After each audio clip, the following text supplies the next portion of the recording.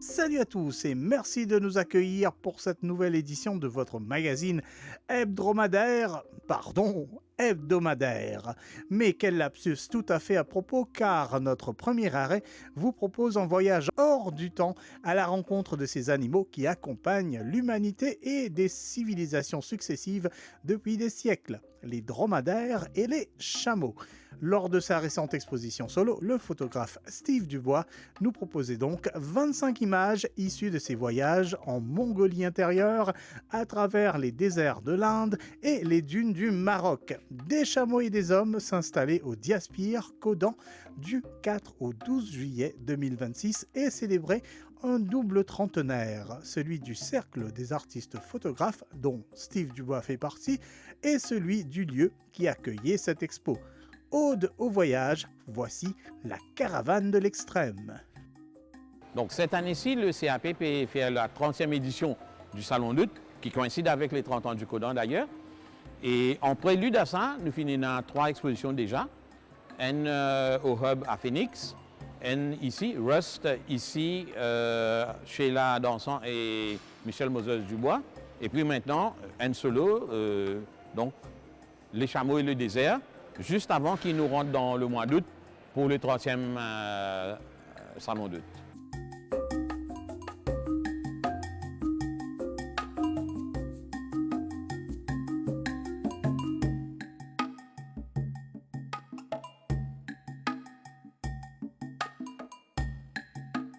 Alors ça c'est intéressant, donc pour choisir pour faire ça solo là, l'eau, l'animal, le chameau.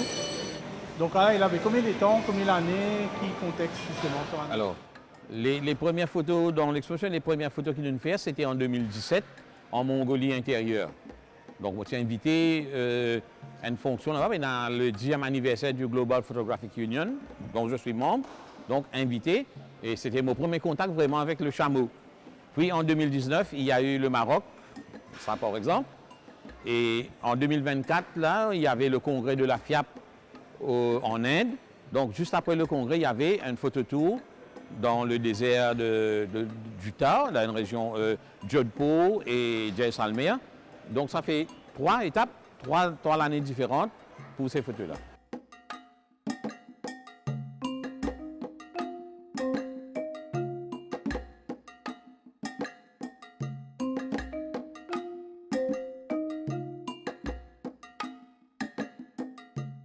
Des animaux bien symboliques, même si nous ne pas trouver un chameau de face, vous pensez tout Mauricien à travers culture populaire, il trouve caravane, il trouve un film dans le désert, côté d'un chameau peut traverser. Donc, est-ce que finalement c'est un peu justement pouvoir voir des chameaux, photographier des chameaux dans le désert, ce qui avait correspond à peut-être une fantaisie d'enfance que je avais, non? Mon premier contact avec le désert, c'était en l'an 2000, quand j'étais en Namibie. Mais nous n'avons pas vraiment eu l'occasion dans le désert. Donc, quand l'occasion de présenter après tant d'années, le désert me dit oui, forcément.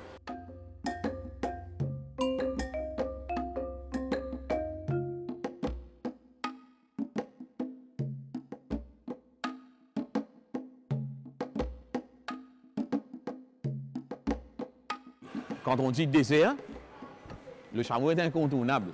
Mais ce qui est plus intéressant aussi, c'est que le chameau dans le désert forme peut-être le centre de la vie des gens qui vivent dans le désert aussi. Hein? Sans le chameau, on n'a pas pour capable vivre, pas pour transporter d'autres marchandises, pas pour capable faire n'importe quoi. Le chameau, il est omniprésent. Et ça se voit aussi dans la relation entre l'homme et l'animal quand nous guettons. Comment maintenant choyer l'animal. Hein? Vous êtes content des animaux, vous êtes prendre soin avec lui, vous êtes tailler ce ban poil, faire une décoration, mettre fleurs d'alicot, etc. Moi, ça me trouve ça extraordinaire. C'est un peu la raison qui fait, quelque part, on invite du monde en voyage pour aller découvrir, non pas le désert en tant que tel, mais plus le chameau et ce qu'il y a autour.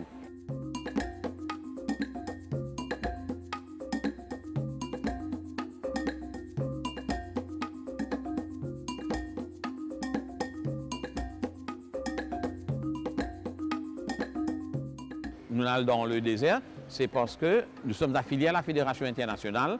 Moi aussi, je suis membre de la GPU. Donc, quand il y a des choses comme ça, on est invité. Et après le congrès, il y a sa phototour qui commence à venir adoucir la bouche un petit peu. Parce que le congrès, ça se fait par exemple, en Inde, en 2024, le congrès se faisait à Jaipur. Donc on était dans la ville, il y avait des choses à photographier. Mais le désert, c'est venu après, after Congress, qu'on a pu faire ça.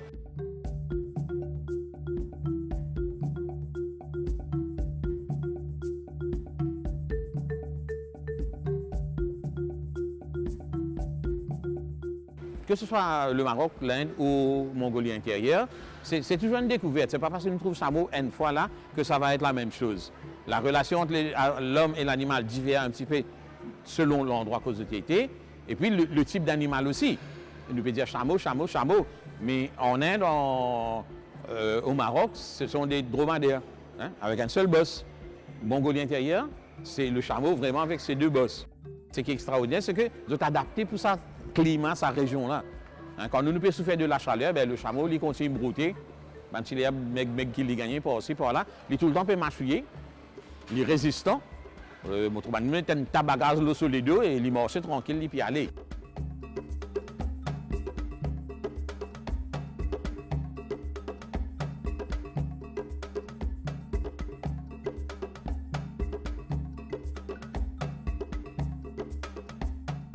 C'est aussi l'animal qui donne du lait. C'est pas tellement connu, mais le lait de chamelle est très nutritif aussi. Et la chair du chameau aussi, malheureusement. Le cuir, hein, faire sac, faire soulier, etc. Donc c'est un animal que nous n'avons pas perdu. En plus de son vivant, il rend service terriblement. Même quand il meurt aussi, il rend service le pauvre.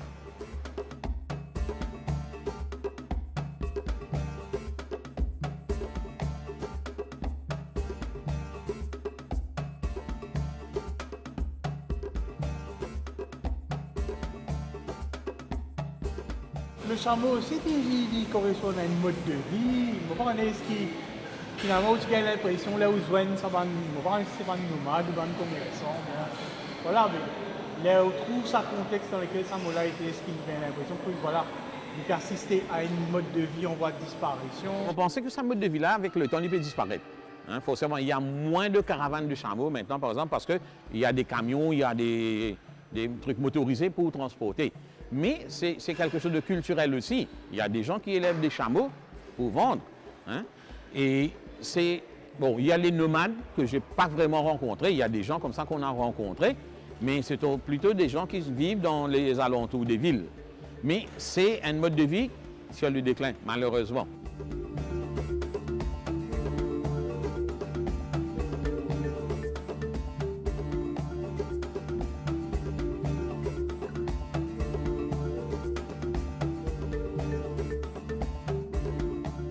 Le progrès est passé par là.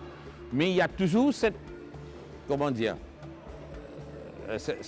attrait pour l'animal, parce que quand nous regardons Banjoumoula, comment on s'occupe des animaux, nous trouvons qu'il dépasse le simple fait d'un animal domestique, un cabri ou un mouton par exemple. Celui-là, il y a un classe à part. Hein. C'est comme qui dirait un trophée qu'ils ont bien choyé, bien chouchouté.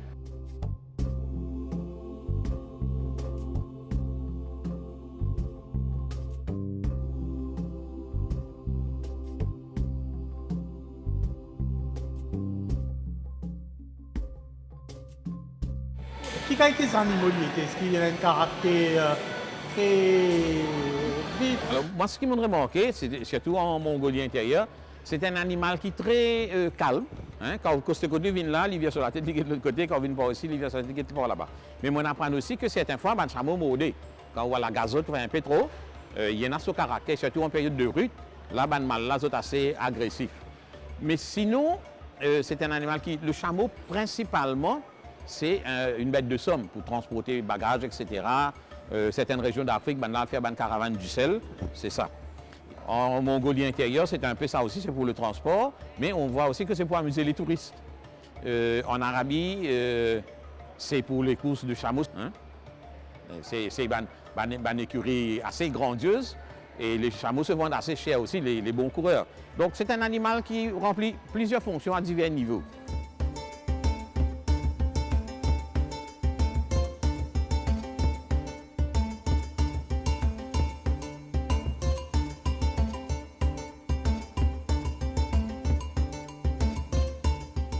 Là où le chameau l'emporte sur le cheval, c'est sa résistance, sa résilience. Hein. Il reste 3, 4, 5 jours sans boire, sans manger. Lui. Le cheval, c'est pas la même histoire. Hein. Et le chameau, même là, quand le cheval lit sur la patte piantée dans du sable, parce que c'est très, très meuble, le chameau, lui, avec ce qu'il y a entre lui et un bout de tissu, la chair, qui empêche l'enterrer, il est plus à l'aise dessus.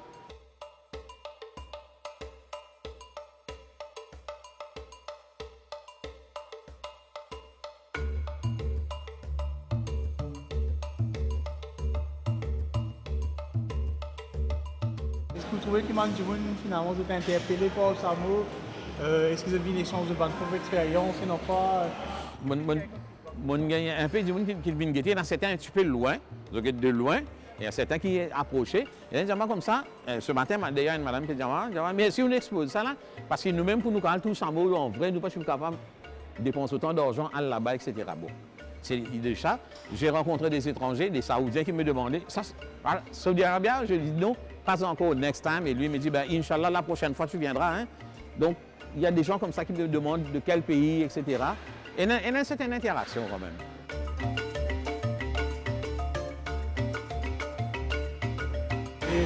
Et si vous trouvez que peut-être ça, c'est une affaire qui résonne plus avec peut-être plein de monde, il y a plus de curiosité Oui et non, c'est-à-dire que ça dépend des gens. Hein? Ça dépend aussi de ce qui est exposé ici.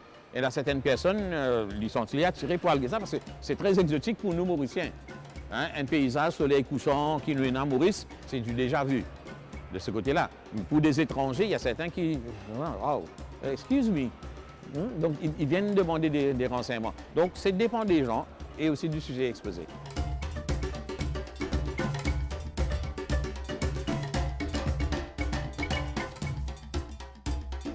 Des chameaux et des hommes, hommage à ce lien entre l'homme et l'animal, un mode de vie en voie de disparition issu du temps des premiers commerces et des civilisations d'antan. Cette exposition complétait un cycle de 3 manifestations photographiques en amont de l'exposition annuelle du CAP prévue durant ce mois d'août 2026.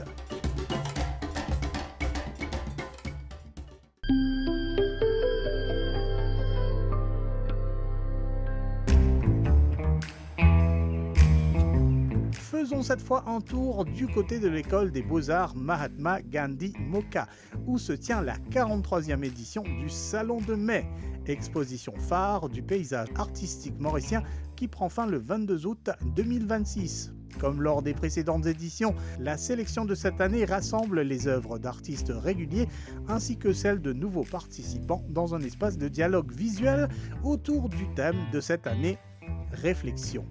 Le salon propose aussi une mini-exposition en hommage à des artistes disparus durant l'année, à l'instar de Fabien Kango et plus récemment Murthy Nagalingam, dont l'école et le salon portent l'empreinte indélébile.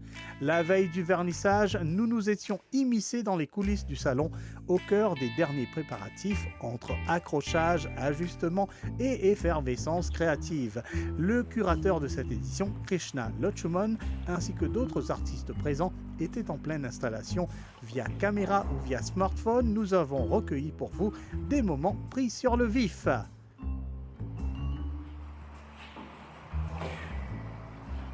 Un petit peu au four au moulin, non, Krishna? Oui,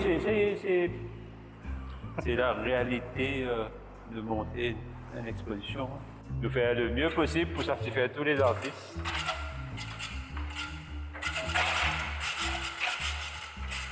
Oh.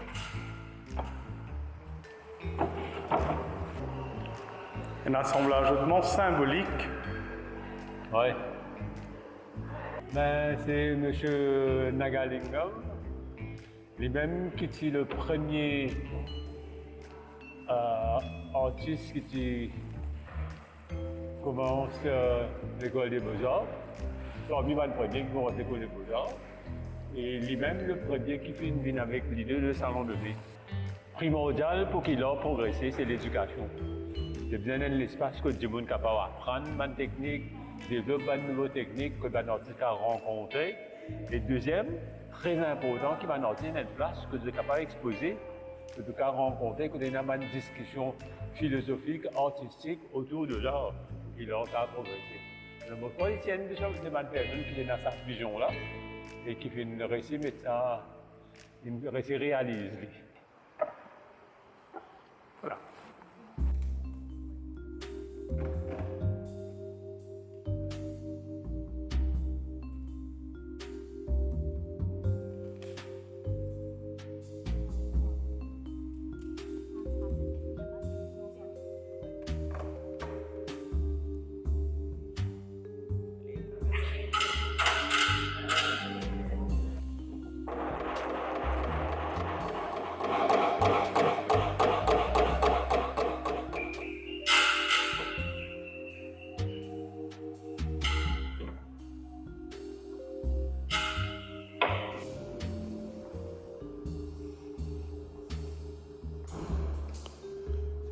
À l'étage, nous apercevons Kenji Masudi. Il évolue aujourd'hui comme éducateur en art et comme plasticien.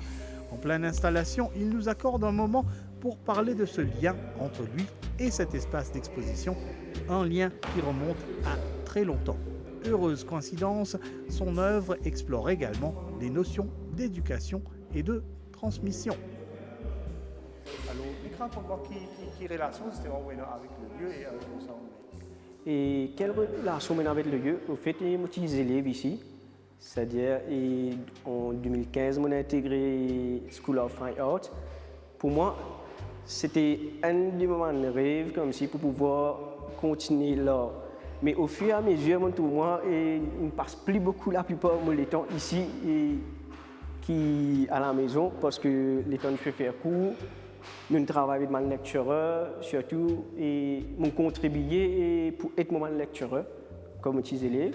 Mais c'est un petit peu aujourd'hui, c'est pour rendre hommage à mon lectureur qui m'a fait un travail qui est conscient sur la réflexion, mais plus sur mon professeur.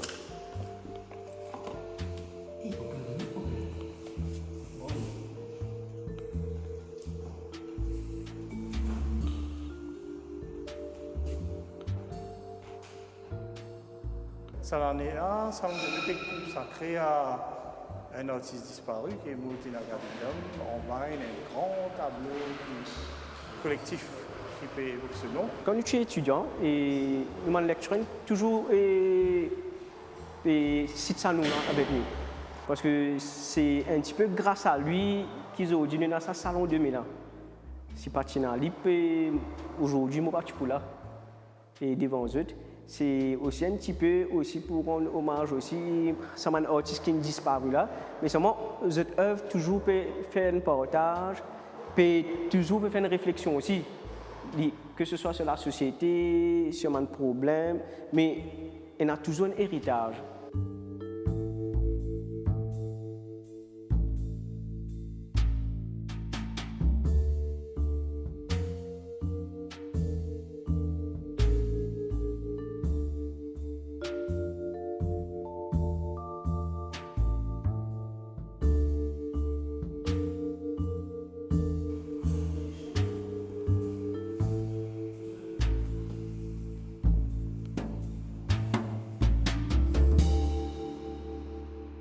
Donc, quelques rendez-vous déjà prévus autour de Moutina Gabindom. Bon, ça veut dire en parallèle avec l'exposition qui peut durer jusqu'au 22 août. Nous prenons 2 jours de workshop avec des étudiants des écoles secondaires. Que je pouvais là, je suis à place dans la salle parmi les travaux de Moutina Gabindom, de faire un travail, créer un travail, apporter une technique et la philosophie de Gabindom. Et puis le 11 août, nous prenons une journée une table ronde, nous prenons une discussion autour toujours de Nangalingom, ce qu'il fait au niveau du pays, dans le domaine de l'art, et aussi ce travail personnel qu'il fait produire comme un artiste.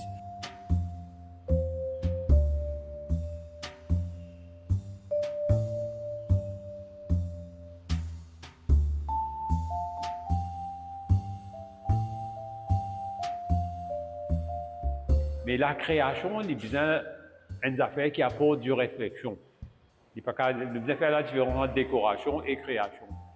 Et le salon de mai, il y a un espace qui vraiment réunit tout ça dans là. qui travaillent d'une façon philosophique, qui travaillent d'une façon intellectuelle, toute l'approche avec l'art est différente. Et nous avons envie de garder ça à ce niveau-là. Et c'est à cause de ça, quand nous faisons une sélection qui est assez sévère, et nous faisons un artiste, pas de nouveau artiste, nous faisons comprendre qui fait le travail sélectionné ou pas sélectionné. Et nous pensons qu'il est très important pour garder un certain niveau et en même temps créer l'espace pour qu'il y ait un artiste capable d'éclater avec le travail qu'ils ont produit. Moi, personnellement, je pense dans le futur, quelque part, trouver un fonds que chaque artiste il gagne des sous pour lui produire ce travail. Parce qu'il donne l'exposition, peu importe quelle exposition, l'artiste il investit sur les temps, il investit sur connaissances, il investit financièrement, mais en retour, qu'il gagne.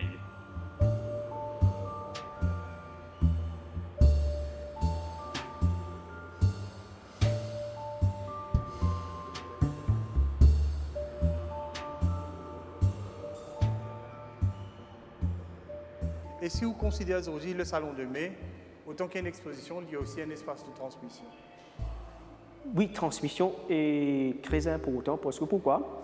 Comme chaque année, lorsque nous avons un Salon de mai, c'est une façon aussi pour montrer à mes élèves qui secondaires qui ont un type de travail et qui ont un style de peinture ou bien de print et making, surtout l'installation, parce que c'est un petit peu nouveau. Ils peuvent vivre dans le monde contemporain et c'est un petit peu plus. Parce que de nos jours, et Salon de mai, nous trouvons un petit peu plus d'installation qui man peinture traditionnelle, soit man print traditionnel, même en print making aussi, c'est plus installation. Mais pour moi, c'est une explosion pour montrer tout ça, qui peut-être ne pas trouver à l'extérieur, parce qu'à l'extérieur, c'est plus tableau, sculpture, mais c'est moins d'installation. Peut-être c'est l'espace aussi.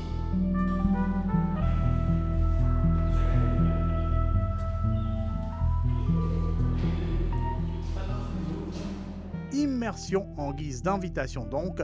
Nous reviendrons plus largement lors d'une édition ultérieure sur cette 43e édition du Salon de mai, qui se tient à l'École des Beaux-Arts Mahatma Gandhi, Moka, jusqu'au 22 août 2026.